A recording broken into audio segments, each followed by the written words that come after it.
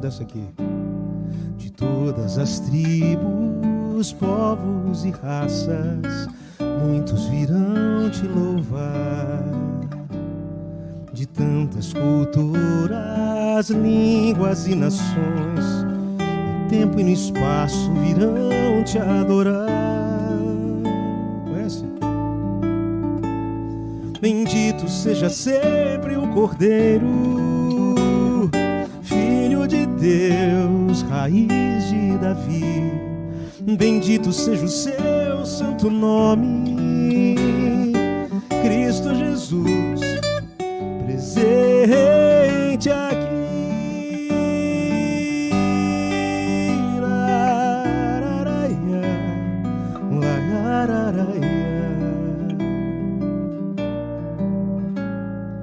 Remidos comprados, grande multidão, muitos virão te louvar. Povo escolhido, teu reino e nação, no tempo e no espaço virão te adorar. E aí?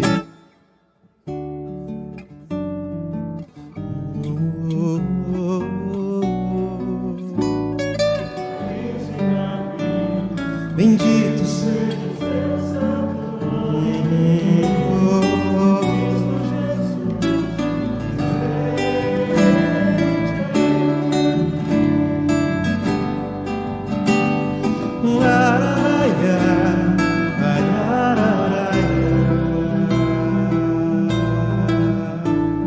a nós nos cabe tudo dedicar, oferta suave ao Senhor. Que lindo!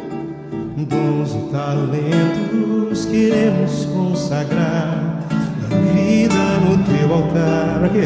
Pra teu louvor. Bendito seja sempre o Cordeiro,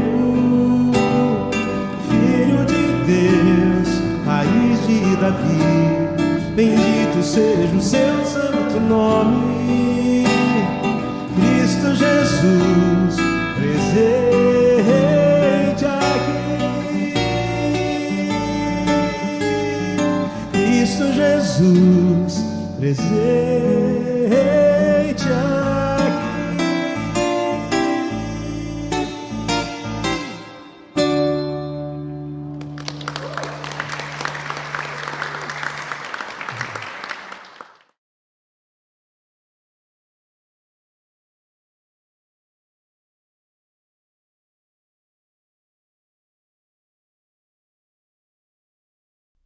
Amém.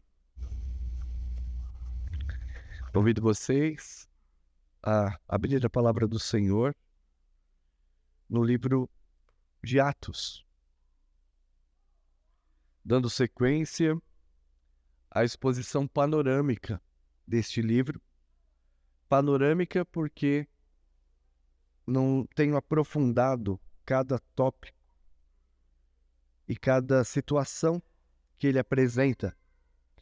O objetivo é que vocês, igreja, neste ano, até o ano que vem, compreendam o papel do Espírito Santo na vida da igreja e também como é ser igreja do Senhor Jesus Cristo em dias de perseguição. Atos capítulo 6, versículo 8. Vamos começar do 7. Atos 6, verso 7, até o capítulo 8, verso 4. Atos 6, 7, até o capítulo 8, verso 4. Deixa sua Bíblia aberta, por favor. Eu farei a leitura e seguirei com a exposição. Deixa eu fazer uma breve introdução para vocês compreenderem aqui.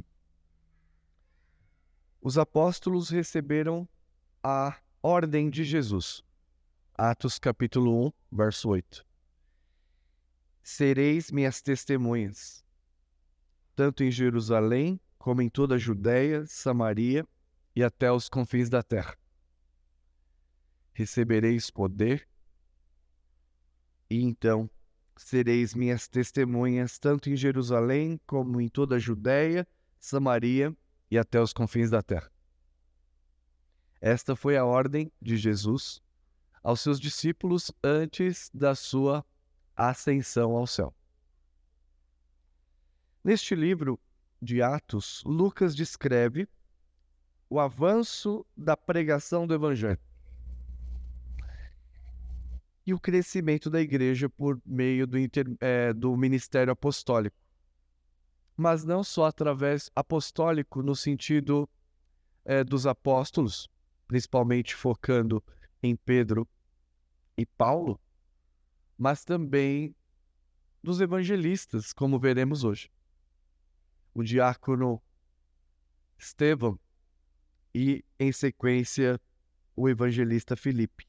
Todos estes contribuindo para o crescimento do evangelho e da igreja. E ouvimos no sermão passado, neste livro, que isso acontece em um contexto de oposição satânica.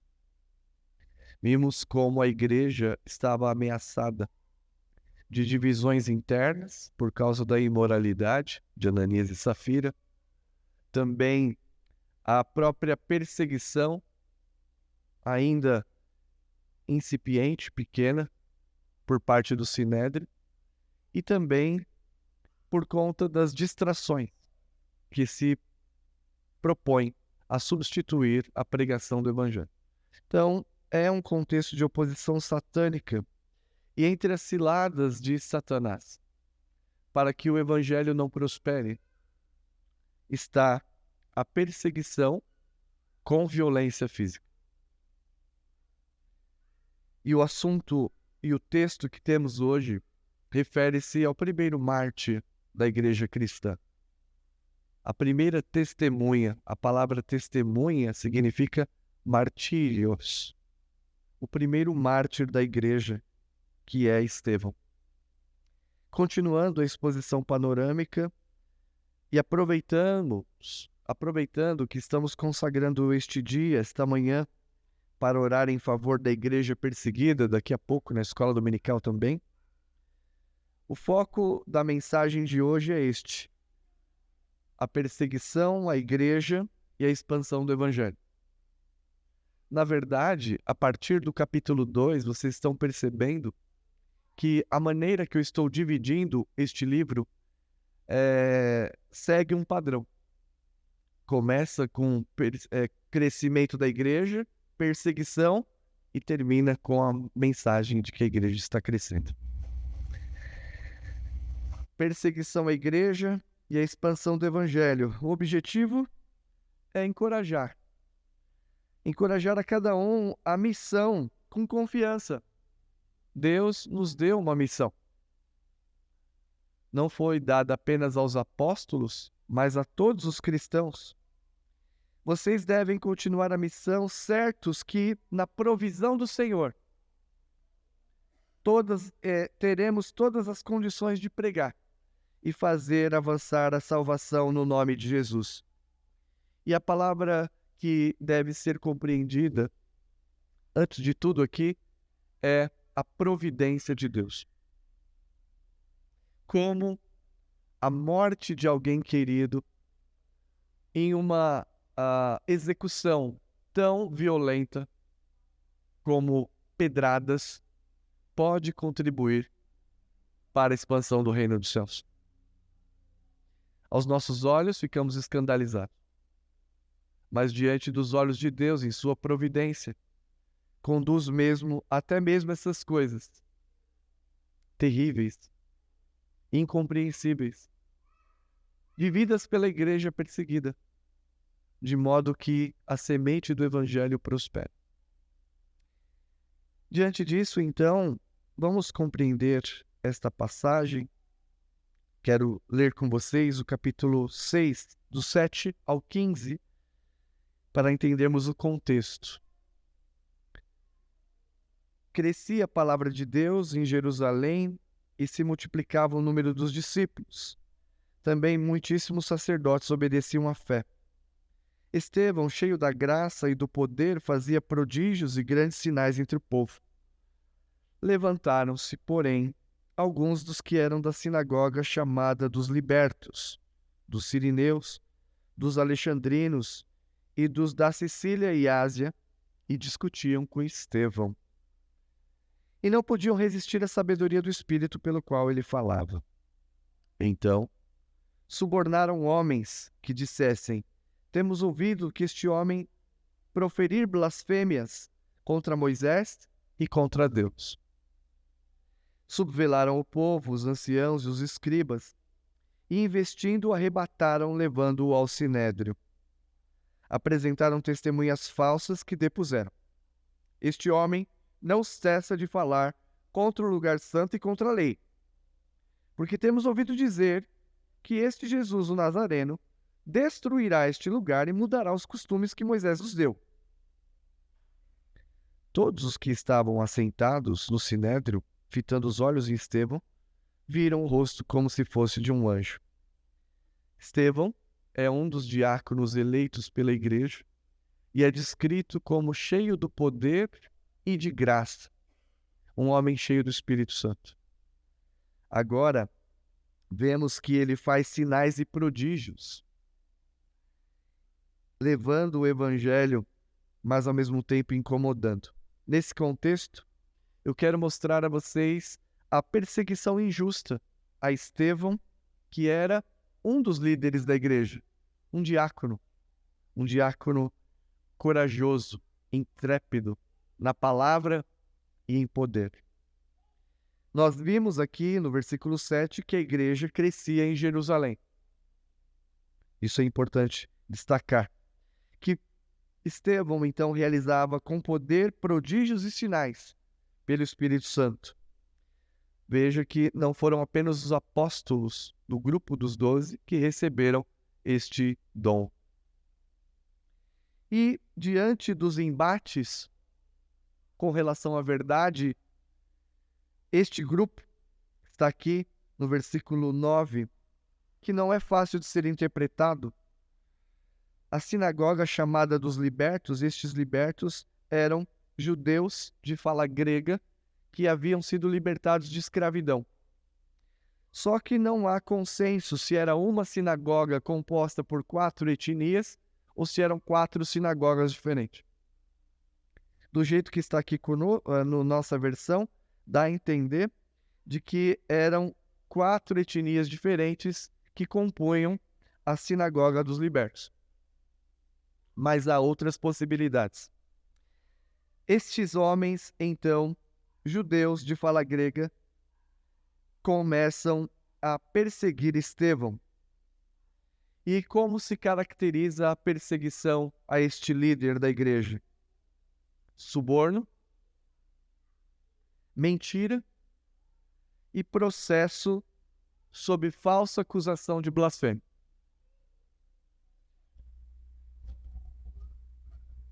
Lembra em um dos sermões que eu falei na batalha espiritual, repetindo um teólogo que disse que Satanás é perspicaz, mas ele não tem muita criatividade. Veja só, perseguição através do suborno, mentira e processos de acusação de blasfêmia. Ele continua fazendo isso hoje e levando muitos cristãos às barras da prisão e do sofrimento de maneira injusta. E é por isso que estamos orando hoje e intercedendo pelos nossos irmãos que estão sob essa condição. Os líderes das sinagogas contrataram testemunhas para mentir ao tribunal e, a partir disto, condenam e executam o diácono Estevão. O primeiro a morrer não foi um pastor, não foi apóstolo, foi um diácono. Privilégio, um grande privilégio, ser considerado digno e morrer pela causa do Evangelho. A partir disso, condenam e executam.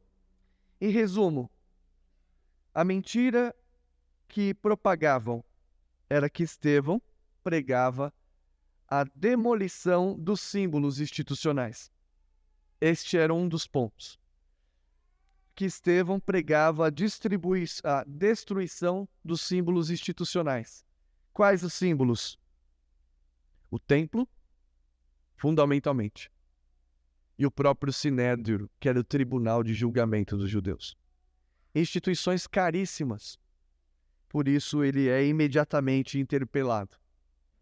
Este é o primeira acusação, destruição dos símbolos, mas não apenas dos símbolos institucionais, como templo e tribunal, mas também das tradições religiosas e dos costumes.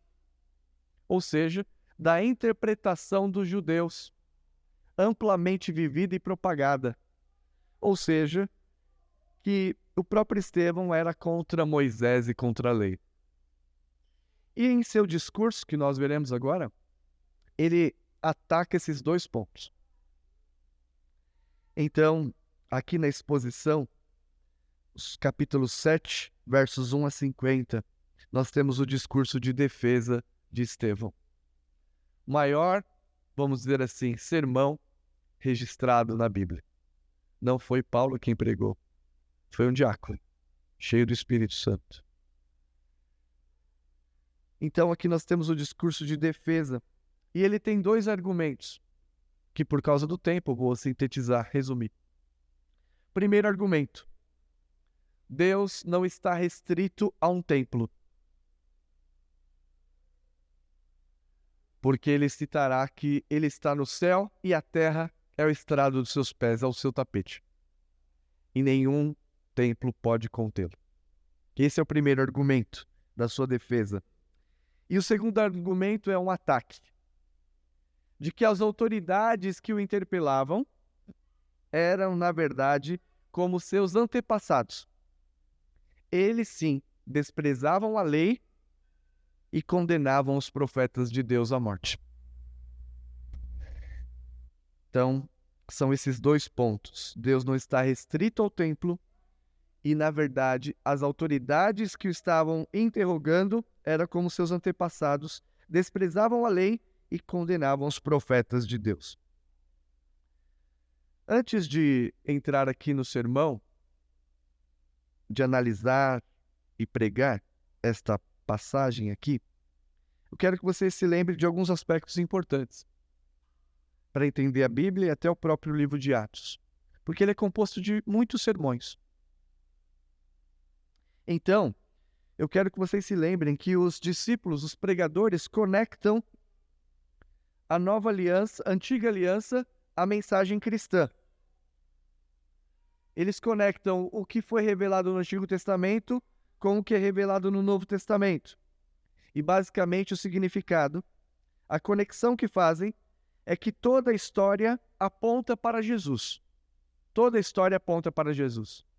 Então, eu fiz uma análise breve dos sermões no livro de Atos até aqui. E você vai destacar, eu destaquei alguns pontos comuns que conectam o Antigo com o Novo Testamento na mensagem dos apóstolos. Primeiro, Jesus é descendente de Abraão. O Antigo conectado ao Novo. Jesus, Cristo, é descendente de Abraão. Segundo, assunto que conecta o Antigo ao Novo na mensagem dos apóstolos. Jesus é o Rei, é o Messias, filho de Davi. Terceiro, Jesus é o profeta que Moisés anunciou. E agora, Estevão faz uma nova conexão entre a antiga e a nova aliança.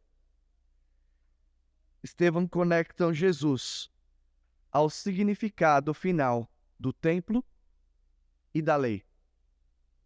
Eles que valorizavam o templo, aquela estrutura de pedra, eles que valorizavam a lei, mas também como se fosse das tábuas de pedra. Estevão conecta Jesus Cristo ao templo e à lei, dizendo: Jesus é o resumo, a síntese, o motivo pelo qual essas coisas foram dadas. Mas vocês se negam a reconhecê-lo. Então, irmãos, no cerne da sua defesa, Estevão apresenta que Deus habitou com seu povo. Habitou com seu povo nas tendas. Habitou com seu povo em templo. Habitou com seu povo sem templo. E também mostra que Israel, ao longo da sua história, sempre rejeitou a lei de Deus. Esses dois argumentos. Então, leiamos. Então lhe perguntou o sumo sacerdote: porventura isso é assim? Estevão respondeu. Eu lerei na sequência, tá? Todo o texto, até uma parte aqui da conclusão, que é onde eu vou me deter mais. Estevão respondeu: varões, irmãos e pais, ouvi. O Deus da glória apareceu a Abraão, nosso pai, porque estava na Mesopotâmia, antes de habitar em Harã. Ele disse: sai da tua terra, da tua parentela, e vem para a terra que eu te mostrarei. Então saiu da terra dos caldeus e foi habitar em Harã. E dali, com a morte de seu pai, Deus o trouxe para a terra em que vós agora habitais. Nela não lhe deu herança, nem sequer espaço de um pé, mas prometeu-lhe dar-lhe a posse dela. E depois dele, a sua descendência, não tendo ele filho. E falou Deus que a sua descendência seria peregrina em terra estrangeira, onde seriam escravizados e maltratados por 400 anos. Eu, disse Deus, julgarei a nação do qual forem escravos, e depois disso sairão, daí me servirão neste lugar. Então lhe deu a aliança da circuncisão. Assim nasceu Isaque e Abraão circuncidou ao 8º dia, e Isaque procedeu Jacó, e destes 11 patriarcas. Primeira parte da história, o chamado de Abraão, a promessa feita a Abraão, e como Deus apareceu a Abraão numa terra estrangeira, numa terra de ídolos. Segunda parte, ele entra na história falando de José. Os patriarcas, em vez de olhos de José, venderam-no para o Egito, mas Deus estava com ele. Onde? No Egito. E livrou de todas as suas aflições, concedendo-lhe também graça e sabedoria perante Faraó, rei do Egito, que o constituiu governador daquela nação e de toda a casa real. Sobreveio, porém, fome em todo o Egito, e em Canaã houve grande tribulação, e nossos pais não achavam mantimento. Mas tendo ouvido Jacó que no Egito havia trigo, enviou pela primeira vez os nossos pais. Na segunda vez se fez conhecer por seus irmãos José, e tornou conhecida a Faraó a família de José. Então José mandou chamar a Jacó, seu pai, e toda a sua parentela, isto é, 75 pessoas. Jacó desceu para o Egito, e ali morreu também nossos pais. E foram sepultados, transportados para Siquém, postos no sepulcro que Abraão ali comprara a dinheiro aos filhos de Amor.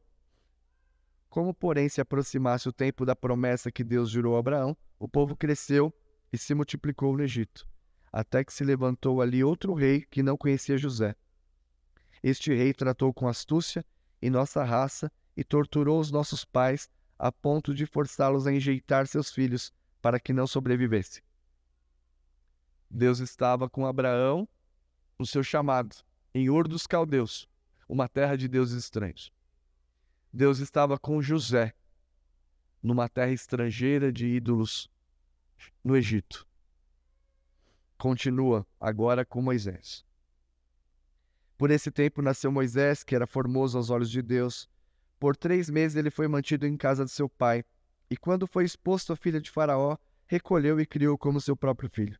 E Moisés foi educado em toda a ciência dos egípcios, era poderoso em palavras e obras. Quando completou 40 anos, veio a ideia de visitar seus irmãos, os filhos de Israel. Vendo um homem tratado injustamente, tomou-lhe a defesa e vingou o oprimido, matando o egípcio. Ora, Moisés cuidava que seus irmãos entenderiam que Deus os queria salvar por intermédio deles. Eles, porém, não compreenderam. Perceba também aqui as ênfases de Estevão, de que Moisés apareceu como Salvador. como profeta, mas Israel recusou. Continua. No dia seguinte, aproximou-se de uns que brigavam e procurou reconduzi-los à paz, dizendo: Homens, vós sois irmãos, por que ofendeis uns aos outros? Mas o que agrediu o próximo repeliu, dizendo: Quem te constituiu autoridade e juiz sobre nós? Acaso queres matar-me como fizeste ontem ao egípcio? A essas palavras, Moisés fugiu e tornou-se peregrino na terra de Midian, onde lhe nasceram 2 filhos. Agora, outra fase da vida de Moisés. Egito, agora ele vai para o deserto. Ele está em Midian agora. Também, terra pagã, idólatra. Decorridos 40 anos, apareceu no deserto do Monte Sinai um anjo entre chamas. Olha só, um anjo por entre chamas e uma sarça que ardia. Onde Deus apareceu? No Sinai, no deserto. Moisés, porém, diante daquela visão, ficou maravilhado. E aproximando-se para observar, ouviu a voz do Senhor. Eu sou o Deus de teus pais, o Deus de Abraão, de Isaque e de Jacó. Moisés, tremendo de medo, não ousava contemplá-la. Disse-lhe o Senhor: Tira a sandália dos pés, porque o lugar em que estás é terra santa. Onde é que é lugar santo? O deserto. Veja como Deus é dinâmico. Esta é a defesa de Estevão. Porque acusaram-no de ser o destruidor do templo. Porque aqueles homens se aferraram ao seu tradicionalismo, aferraram-se às paredes e às instituições, mas esqueceram de Deus. Vi com efeito o sofrimento do meu povo no Egito, ouvi o seu gemido, desci para libertá-lo, vem agora te enviarei ao Egito. Deus esteve em Ur, primeiro, Deus esteve no Egito, Deus esteve em Midian, e nada se fala de templo e nem de Jerusalém. A este Moisés, olha só a tônica do discurso, a este Moisés, a quem negaram reconhecer. Quem te constituiu autoridade e juiz? A este enviou Deus como chefe libertador, com a assistência do anjo que lhe apareceu na sarça. Este os tirou, fazendo prodígios e sinais. Quem fazia prodígios e sinais? Estevão. Assim como no Mar Vermelho e no deserto durante 40 anos. Foi este Moisés quem disse dos filhos de Israel: Deus vos suscitará dentre vós um profeta semelhante a mim. Lembra que eu falei? Os pontos de convergência entre a antiga e a nova aliança, um deles é a ideia de que viria o profeta. A este Moisés, quem esteve na congregação do deserto, com o anjo que lhe falava no Monte Sinai com os nossos pais, o qual recebeu as palavras vivas para nos transmitir, a quem nossos pais não quiseram obedecer. Antes o repeliram no seu coração, voltaram para o Egito. Você acha que eles estavam ouvindo isso com muita alegria? Eles estavam entendendo o que Estevão estava falando. Talvez a gente nunca tivesse entendido até hoje, mas agora vocês estão entendendo. Estevão está dando na canela daqueles que o ouviam, que o acusavam de destruir o templo, de destruir a lei. E ele reverte dizendo: não, vocês não apenas não entenderam quem é Deus e a sua relação com o templo, mas vocês também não entenderam que vocês é que rejeitam os mensageiros de Deus. Continua. Dizendo a Arão: faze-nos deuses que vão diante de nós, porque quanto a este Moisés que nos tirou da terra do Egito, não sabemos o que lhe aconteceu. Naqueles dias fizeram um bezerro e ofereceram sacrifício a ídolos, alegrando-se com as obras das suas mãos. Mas Deus se afastou e os entregou ao culto da milícia celestial, como está escrito nos profetas. Ó casa de Israel, porventura me oferecestes vítimas e sacrifícios no deserto pelo espaço de 40 anos? E acaso não levantares tabernáculo a Moloque, a estrela do deus Renfã, figuras que fizeram para adorar? Aqui eram os deuses da cosmologia pagã, né? Da astronomia. Por isso vos desterrarei para além da Babilônia. Ó o tema do templo novamente. O tabernáculo do testemunho estava entre nossos pais no deserto. Como determinar aquele que disse a Moisés que o fizesse segundo o modelo que tinha visto, o qual os nossos pais, agora de Moisés, passa para o deserto e agora Josué, próximo à entrada na terra. Josué, tendo recebido, levaram quando tomaram posse das nações e expulsou da presença deles até os dias de Davi. Este achou graça diante de Deus e lhe suplicou a faculdade de prover morada para Jacó. Mas ele tinha mão suja de sangue, não? Mas foi Salomão que edificou a casa. Entretanto, aqui começa a sua aplicação. Ele vai desde Abraão até Salomão na construção do templo, dizendo: Deus não está preso à mesquinharia humana. Deus não pode ser contido por instituições. Observem como o povo de Deus sempre rejeitou a lei. Eles diziam que amavam Moisés, mas rejeitavam a lei. Amavam a palavra, mas rejeitavam a palavra em seu coração. Então diz o 48, entretanto, não habita o Altíssimo em casas feitas por mãos humanas, como diz o profeta. O céu é o meu trono e a terra é o estrado dos meus pés. Que me edificareis, diz o Senhor, qual o lugar do meu repouso? Não foi porventura a minha mão que fez todas estas coisas? Citando o profeta Isaías. E o profeta Isaías estava falando o seguinte: vocês voltarão do exílio, o templo está destruído, não tem nada, só miséria, e vocês vão querer reconstruir um templo. Vocês não largam disso, mas esqueceram que eu sou Deus, que não pode ser contido por nenhuma expressão arquitetônica, por nenhuma instituição. Nenhuma delas pode restringir a minha natureza. E aqui ele faz a aplicação do sermão, que é uma aplicação bastante dura. Homens de dura cerviz, incircuncisos de coração e de ouvidos, vós sempre resistis ao Espírito Santo. Assim fizeram vossos pais, também vós o fazeis. Qual dos profetas vossos pais não perseguiram? Eles mataram anteriormente, anunciaram a vinda do justo, do qual agora vós vos tornastes traidores e assassinos. O justo, na nossa tradução, está com letra maiúscula. Está se referindo a Cristo. E esta linguagem, o justo, também é citada por Pedro nos sermões anteriores. Do qual vós agora vos tornastes traidores e assassinos, vós que recebestes a lei por ministério de anjos e não guardastes. Então, entenderam? No cerne da defesa de Estevão, apresenta como Deus habitou com seu povo em diversos lugares, com ou sem templo, e ao mesmo tempo diz que Israel sempre rejeitou a lei do Senhor. E aqui, na conclusão, dos versículos 51 a 53, denuncia dureza de coração. Eles matam o que anunciaram a vinda do justo. Então, qual é o foco da mensagem de Estevão?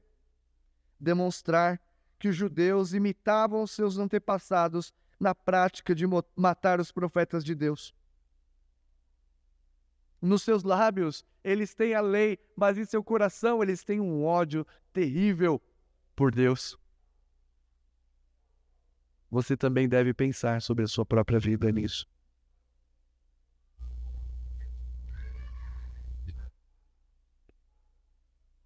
Estevão explica que o templo e a lei apontam para Cristo, o justo. Extrapolava a concepção judaica da sua tradição. Por isso ele chama de dura cerviz. Cerviz é a cervical. Um povo que não dobra. Cheio de orgulho. Um povo incircunciso de coração e de ouvidos.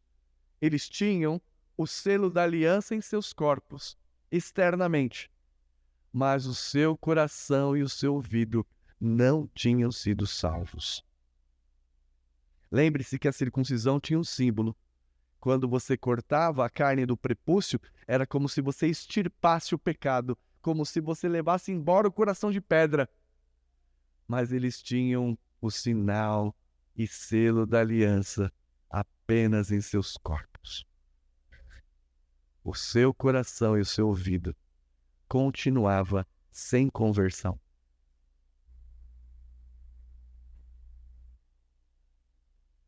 E outra, eram resistentes à ação do Espírito Santo. Historicamente resistiam à ação do Espírito Santo. Pastor, mas tem como resistir ao Espírito Santo? Sim. Lembre-se que a nossa doutrina da irresistível graça não significa a deliberada ação do Espírito e ir contra a vontade. Ele molda a vontade. E se a pessoa pode sim se endurecer, ouvir e jamais crer e se arrepender. E ele termina com 2 palavrinhas. Vocês são assassinos e desobedientes. O que fazer com alguém que prega uma palavra dessa? Não resta dúvida do que eles farão.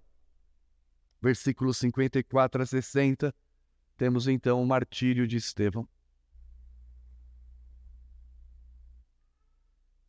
Ouvindo isto, eles enfureciam-se no seu coração, rilhavam os dentes contra ele. Eles entenderam muito bem onde ele queria chegar. Eles vieram com um falso testemunho e acabaram por ouvir a verdade.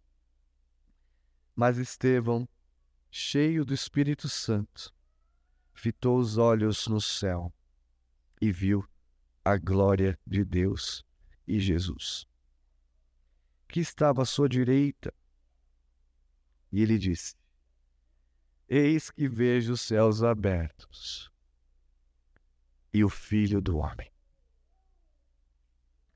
em pé à destra de Deus.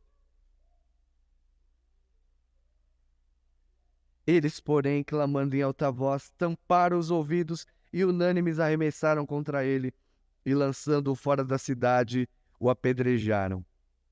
As testemunhas deixaram suas vestes aos pés de um homem jovem chamado Saulo, e apedrejavam Estevão, que invocava e dizia: Senhor Jesus, recebe o meu espírito. Então, ajoelhando-se, clamou em alta voz: Senhor, não lhes impute este pecado. Com estas palavras, adormeceu, e Saulo consentia na sua morte. Primeiro Marte. Jesus comissionou seus discípulos, lhe deu autoridade do Espírito para serem testemunhas. Testemunho significa martírio. Sofrer, morrer pelo Evangelho. Apesar da injustiça praticada pelo Sinédrio, Estevão mantém os olhos fixados no céu. Ali vê o trono de quem está julgando de fato. 71 homens gritando e rilhando os dentes, fazendo-se juízes, mas ele vê o juiz de toda a terra, quem está julgando de fato e de direito, e Jesus Cristo exaltado como Filho do Homem, conforme disse Daniel. E vos será dado autoridade sobre as nações. Governos e reinos são dele. Ele está vivo.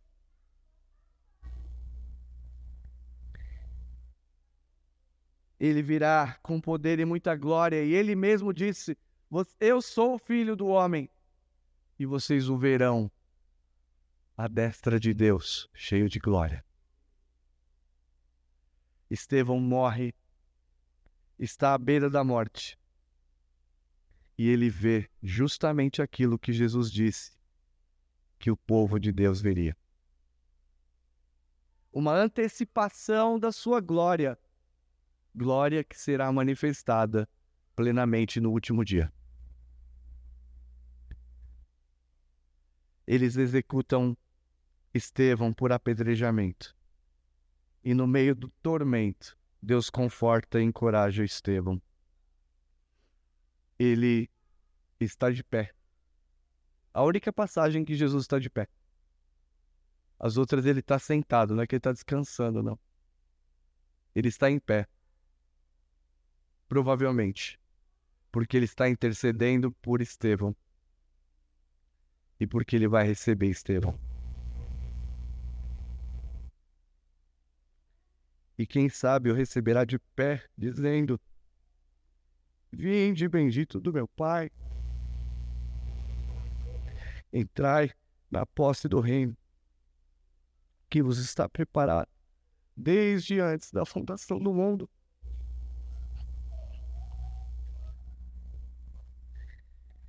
E antes de morrer, cheio do Espírito, faz 2 pedidos, como nosso Senhor Jesus Cristo fez. Não lhes impute este pecado, eu já os perdoei. Se o Senhor puder não condená-los, os absolva da ignorância. E em segundo lugar, ele pede, com os joelhos dobrados: recebe o meu espírito. Estou indo. Estou indo. E o filho do homem diz: vem.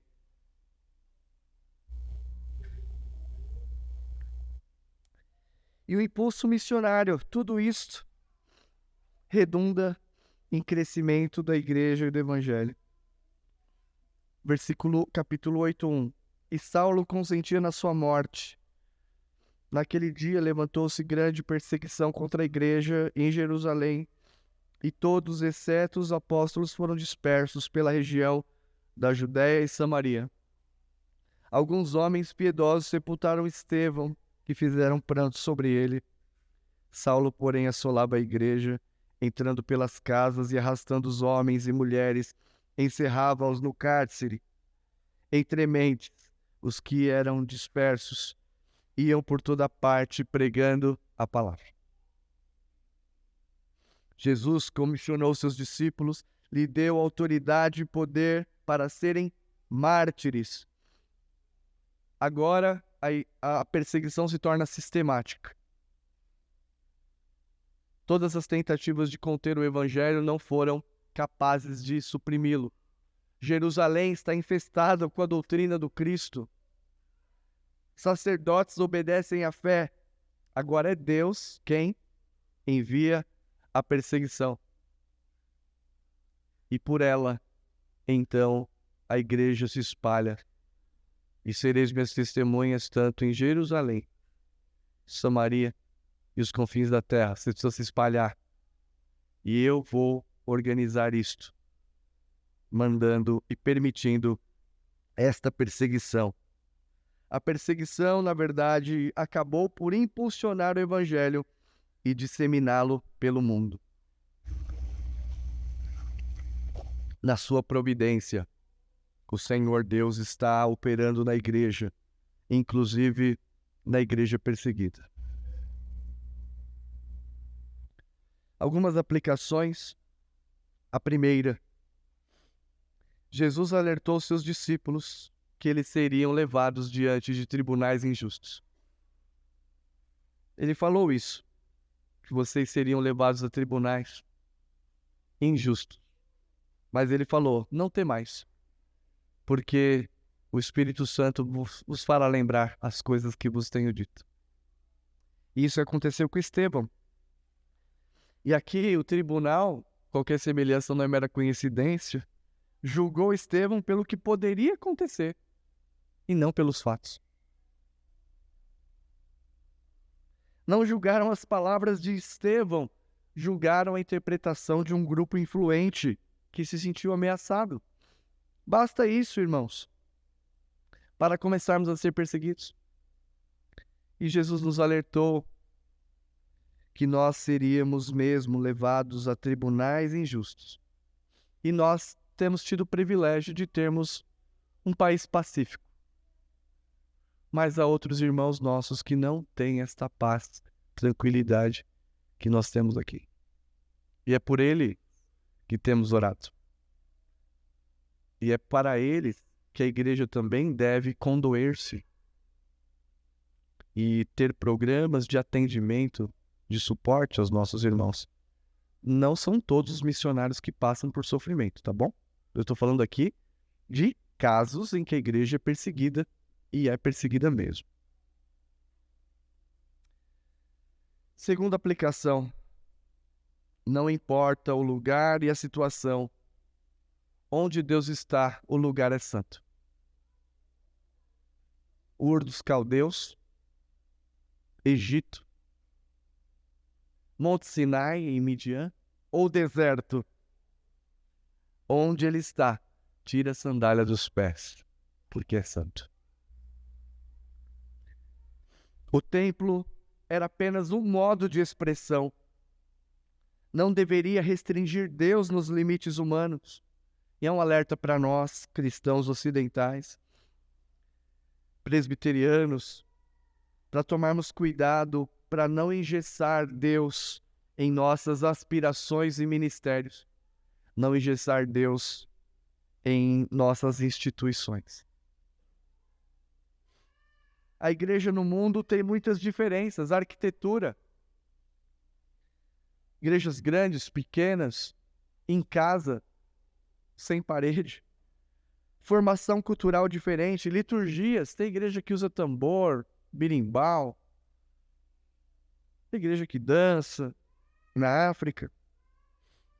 Igrejas com condições financeiras diferentes. Arrecada milhares, outra que arrecada misérias.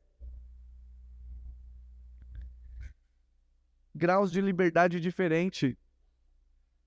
Muitos tendo que se reunir secretamente, usando símbolos.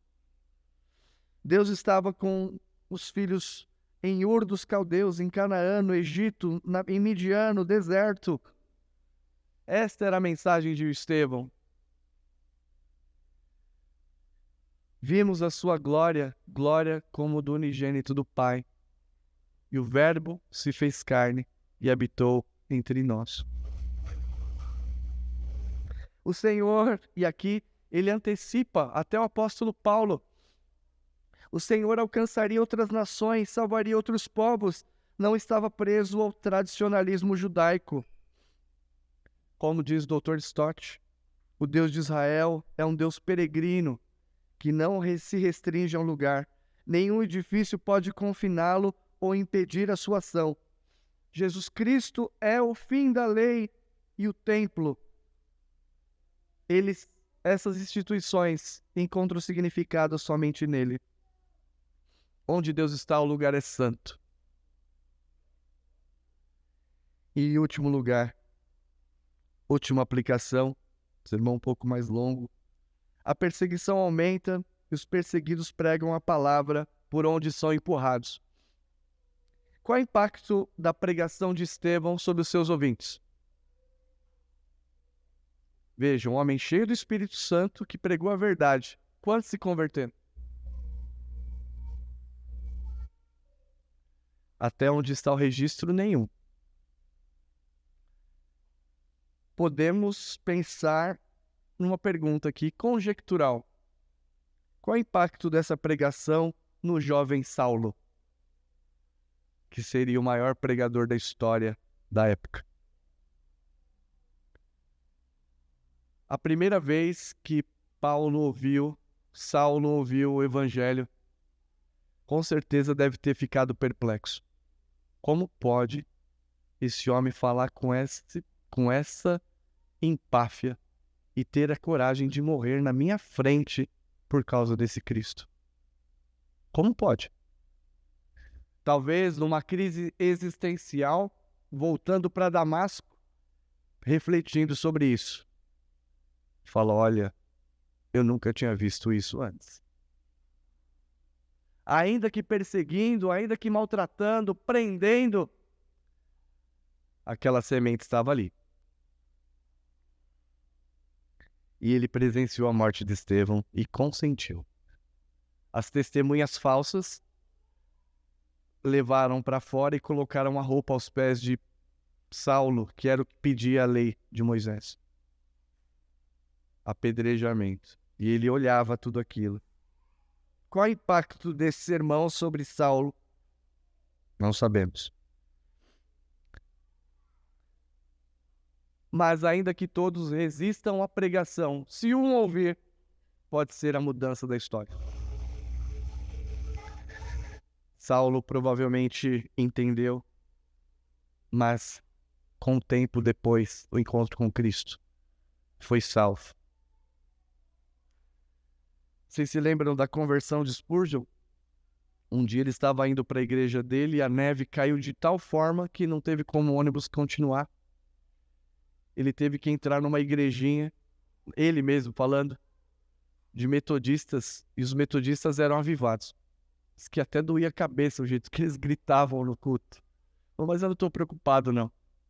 Quero ouvir a palavra.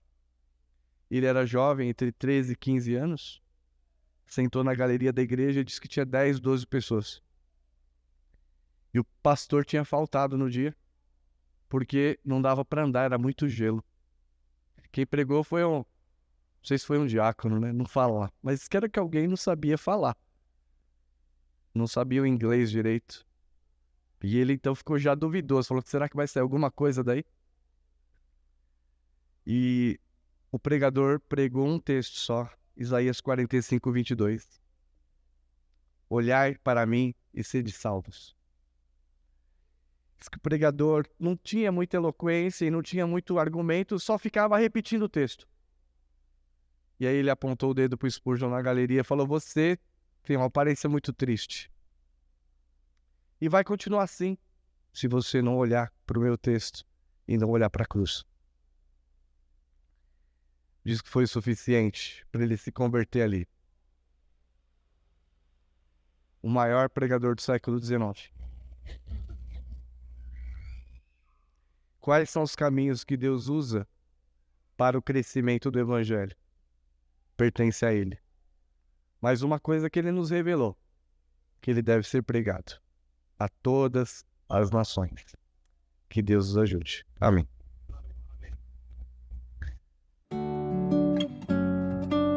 Eu gosto dessa aqui. De todas as tribos, povos e raças, muitos virão te louvar. De tantas culturas, línguas e nações, no tempo e no espaço virão te adorar. Conhece? Bendito seja sempre o Cordeiro, Filho de Deus, raiz de Davi. Bendito seja o seu santo nome, Cristo Jesus, presente aqui.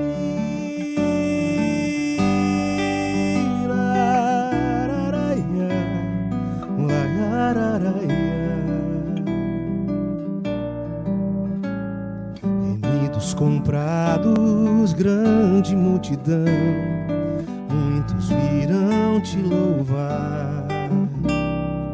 Povo escolhido, teu reino e nação, no tempo e no espaço virão te adorar. E aí?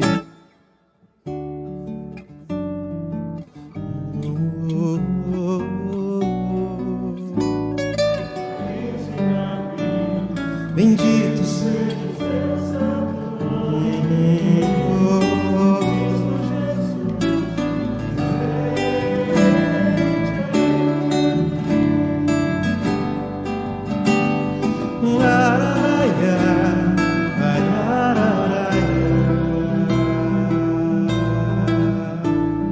a nós nos cabe tudo dedicar, oferta suave ao Senhor. Que lindo! Dons e talentos queremos consagrar, a vida no teu altar. Pra quê? Pra teu louvor. Bendito seja sempre o Cordeiro, de Davi, bendito seja o seu santo nome.